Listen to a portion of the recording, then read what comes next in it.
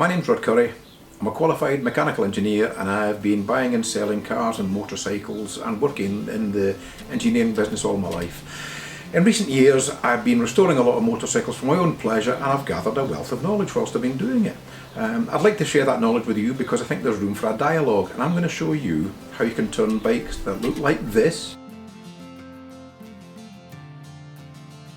into bikes that look like this,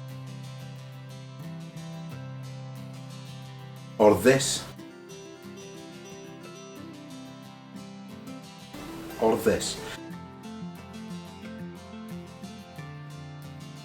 And you don't need massive workshop facilities, you need a good set of hand tools and the mindset to do it. And none of this is rocket science. First, I'm going to tell you a story about 4 bikes I bought recently.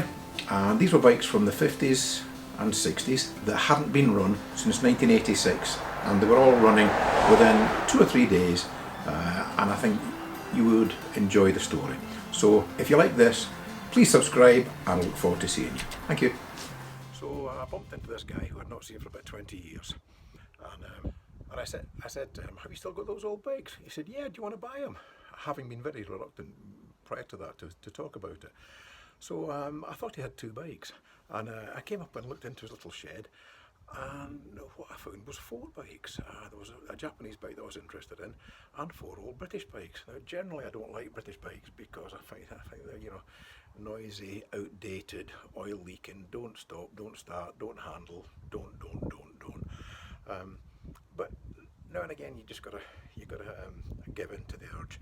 So I bought all 4 bikes and I'm going to show you them now. So the first one I bought was the CB72, and this is what I really wanted to buy. I'm at the man's house just now, he's gone out to visit his wife. But I'm going to show you the CB72 just now, so here we are. Turn this round, hang on. Okay, this is the CB72. It's looked about a 63. It's all there, although it's looking a bit tired. It has been in this shed since 1986, as has its little friend. You can see this is all the stuff I had to move to get the bikes out. There's any amount of it. And the guy disappeared and left me to it, which is most kind of him. But nonetheless, it's here now, it's all there, and I think with some love this bike will definitely come back. There are others too. It's 32,000 miles, as you can see. I don't know if it turns. The tyres were totally flat, so I've inflated those with a foot pump I found lying about. So it'll roll now. There are another couple of bikes as well, which are old British bikes, and as I say, this is stuff I'm not normally remotely interested in, but now and again you can't say no, and I'm going to show you the reason why just now. And here we are. It's a Norton from about 1958, I think. I don't know if you can see it there. Let me just turn it on its side and give you a better look. It's from about 1958. It's not run since 1986 at the earliest. But as you can see, everything is there. I'll just walk around the bike and let you have a look. Oops, let me just take a wee bit further look back. There we are. And I'm about to take it home now and just see if there's anything missing. You can see the mags there, all the bits are there. The great thing is it seems to be in very good fettle for what we call a barn find. The engine's free, which is a surprise. There was another one as well, an AJS, which isn't free. But let me take this home now and I'll decide what I'm going to do with them, and if we restore them as we go forward, I'll start posting some pictures on the web and you can see these.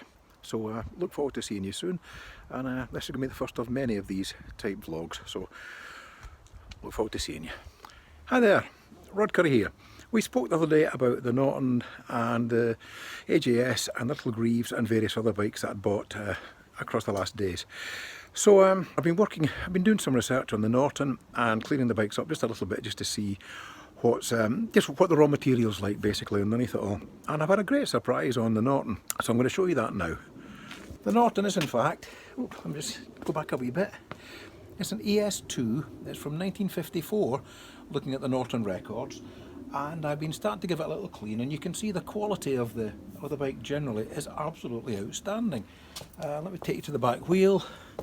Look at, can you see, I hope you can see that. See how that's starting to come up already? It's absolutely amazing how well it's cleaning up. You can see the state it was in with all the dirt all over here. But when I start cleaning around these bits, cleaning the tank, that's how it looks now. That's kind of how it looked before, you know, quite discoloured and tired. But all these things here start to come up and look really quite good.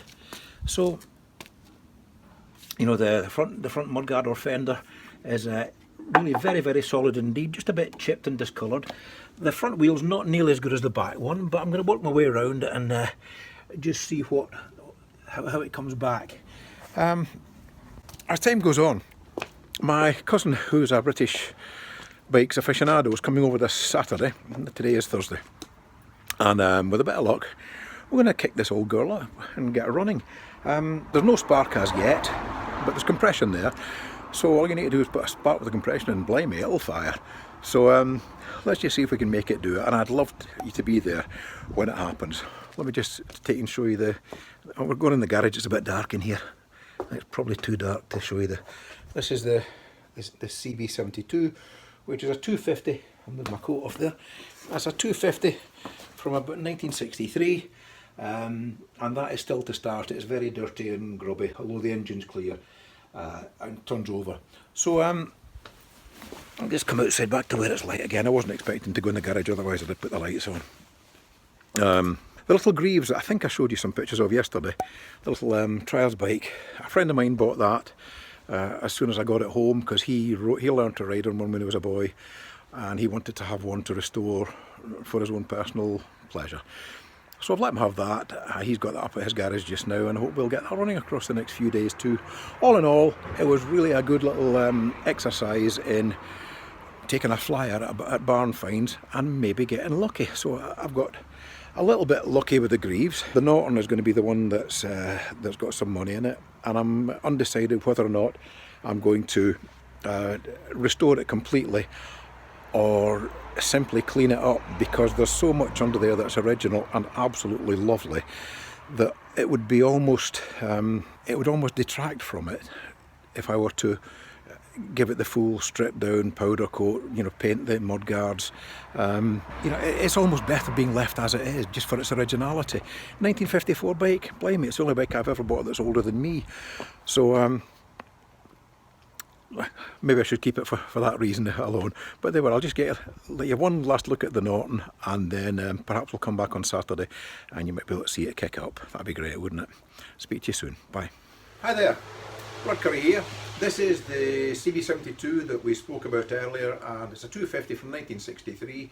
It's been parked up since 1986 and was covered in dust and buried behind other motorcycles and stuff when I went to pick it up. So I was unsure what to do with it. You know, do I just move it on? Do I restore it? How do I put value into it if I am going to sell it on? So I've had a clean around it and see what I can make of it. Things like the wheels. The wheels are really in quite a poor state, so I don't think they're going to come back. You can just see behind there.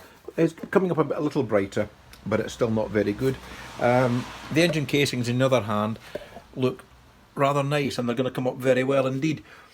And this just helps to put a wee smile on the bike when somebody has a look at it or when I advertise it. Likewise, the pipes have come up reasonably well, but you can see the front wheel there is really quite dilapidated and sad, so that's not going to come back. Whoever buys it is going to have to get some wheels. So we'll just carry on round. Once again, casing at the other side, really nice and clean and in rather good condition. The fins of the engine just need a good wire brush or just clean up. There's a nice exhaust there. Unfortunately, it's the wrong sort. It's just a little megaphone of some aftermarket thing, so that would need to be changed, just to make the bike worth looking at all. The good news was I cleaned the points up. I connected up a battery and cleaned the points up, and I got a spark. So there's a bit of a result. Let me just line that up properly. That's a bit of a result. So I got a spark up straight away. The carbs are in quite a poor state, and they're in my sonic cleaner now, which I shall show you. I'll turn it on for a second. It makes an awful noise. There we are. And the carbs are sitting in there, giving them a good clean up.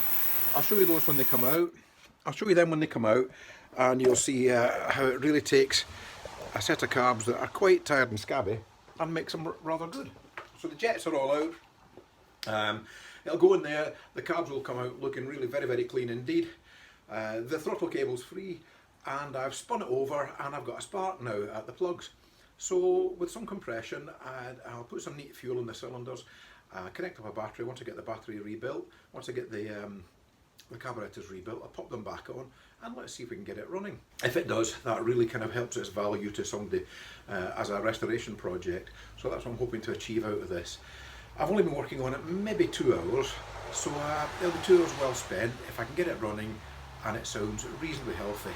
It's a Honda, so why would I not expect it to be, you know, they're superb little engines, very well engineered bikes, and they were so far ahead of everyone else at the time. You know, we were still selling 250cc pushrod clunkers, you know, or overhead valve clunkers, and we just sort of put a different coat of paint on them every year and expected people to fall for that. And unsurprisingly, the market went into a steep decline because it was badly managed. No money was put into development, the management was poor, there were union problems, all these kind of things, whereas the Japanese had workforces that were heavily invested in the success of the business. They had a management team that were driven by development and excellence.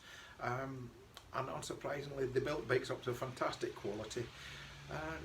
And that's why the British lost the motorcycle industry. No one to blame but themselves. The Japanese deserved to win. So, a little later, let's have a look at it and see if I can get a run out of it. Thank you. Hi again. Right, I've got these carbs out the cleaner now, so I'll just show you what they look like. They were really very, very dirty indeed and quite seized up, but when they've been cleaned, you can see how well they've come out inside. The bodies are still a bit you know, tarnished and dull looking, but if I'd left them in the cleaner for longer, they would have come up. These would have shined up considerably better as well. So we've got all the other bits here, you know, like the float bowls, which they've come out really quite nicely, and I have all the other little bits here on the bench which have come out, you know, really quite clean. So I'm quite pleased with those. So what I'll do, I'll pop those back together now. When I take them out the cleaner, what I tend to do is I drop them in clean water. The stuff I use to clean the carburettors is quite aggressive, and it's proper carburettor cleaner, and I suspect it's caustic, or but it's certainly very aggressive. So when I take it out, take the carbs out of the cleaner, I drop them in fresh water, get rid of that straight away, then bring them over to my airline, blow all the water and any residue that's left from the cleaner off the carburettors, and then I use, you know, a kind of a light lubricating oil, you know, the same as WD-40, whatever you can get. I use this because it's made locally and it seems as good as anything else. So everything's coated in that, and I squirt it into all the galleries, so that the carb is full of not water and not cleaning fluid, but a very light oil. I'll stick them on the bike straight away, and then they'll get fuel in them straight away, and then there'll be no chance of any further corrosion or damage caused by the cleaning process. So I'll put these back together now, I'll stick them on the bike, and let's see what happens. Okay, I've got the carbs back on the little bike, I've got a battery jury rigged up, and some fuel in a little dummy fuel tank that hang on the handlebars. So let's press the button and see if this thing starts. This is the first time since 1986, and let's see what happens.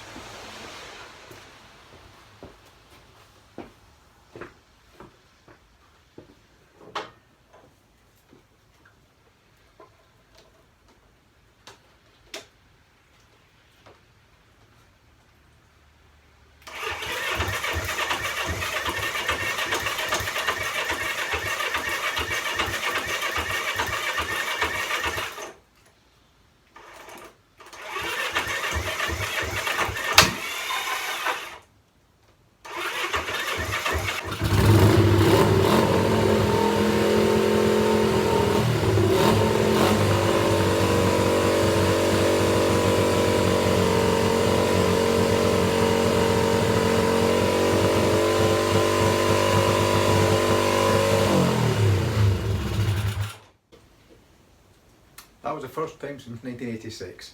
So revving like mad there, so I had to shut it off. But I'll shut these air bleed screws down now and just see what I can get it to do again.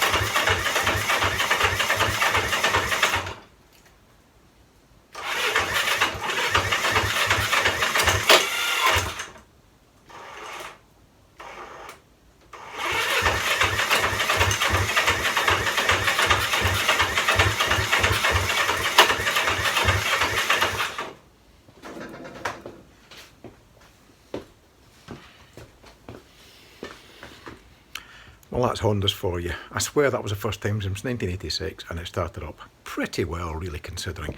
The battery's not the right one. I'm holding it on together with jump leads. So it's just testimony, as ever, to the quality of Hondas and a little bit of stickability. Thanks for that. Bye. Hi there. I've had a tinker with the air bleed screws. The starter clutch is a bit dodgy as well, but there's no kickstart on it, as you've probably noticed. So whether we can get it going or not remains to be seen. We got it running yesterday, as we saw. This is the day after now.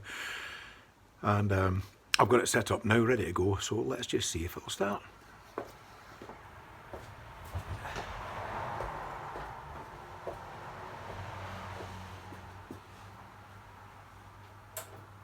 Here goes.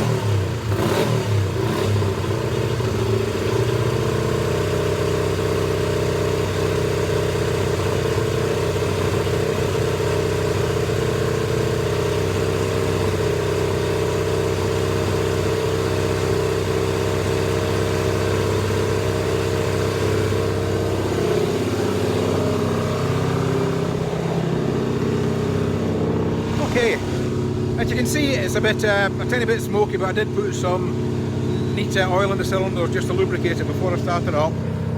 They're starting to run more and more cleanly now, so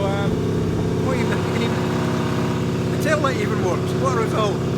But it just shows, you know, a little bit of effort put in, a little bit of knowledge, not lots of knowledge, and you can soon have these little things running away, and that's going to come back. That little bike will be restored and it will get back on the road, and someone will get a huge amount of pleasure with that. So a great result, really. So I'm really pleased.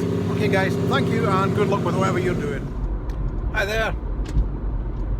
We spoke the other day about the little CB72 that we got running, and my plan was to see if we could find someone that would buy it and they will restore the bike and put it back on the road. I put the bike on eBay, and within about 3 minutes of putting the advert up, the phone rang, and I thought it was clearly just nothing to do with the advert, but it was a guy whose son had just seen the advert go up, and he was busting to buy the bike. So we spoke for a while and we agreed a price, and part of the deal was, okay, I'll take it down to you, because I'd like to follow this story along. And once he's restored the bike, I'd like to get some pictures of it, or maybe he'll come up to our house and we'll see the bike when it's actually completed. That'd be the best result of all. But whether or not that'll happen remains to be seen. However, we'll at least get some pictures of it. I'm on my way there now. I've got about 12 miles to go, and I should have been here earlier today, but the weather was shocking this morning. When I got up this morning, it was 4 inches of snow outside, which had been forecast, but then you don't always trust the forecast, which is perhaps foolish. It's usually pretty good. But there were about 4 inches of snow, and I have this and the AJS to drop off. But because I set off so late, I'm just going to do the little Honda this afternoon. And you can't see in the mirror. There's too much dirt on the back window just now. I'll give it a wee wipe. You can maybe just see the light peeking over the back seat. One more wipe. Okay. Maybe you can just see it there. Perhaps not. Anyway, one way or another, I'm just dropping it down now, about 12 miles to go. So when we get there, I'll just see if the guy might come and say hello to the camera, and we can continue the story of the little Honda. So thanks for that, and we'll speak later.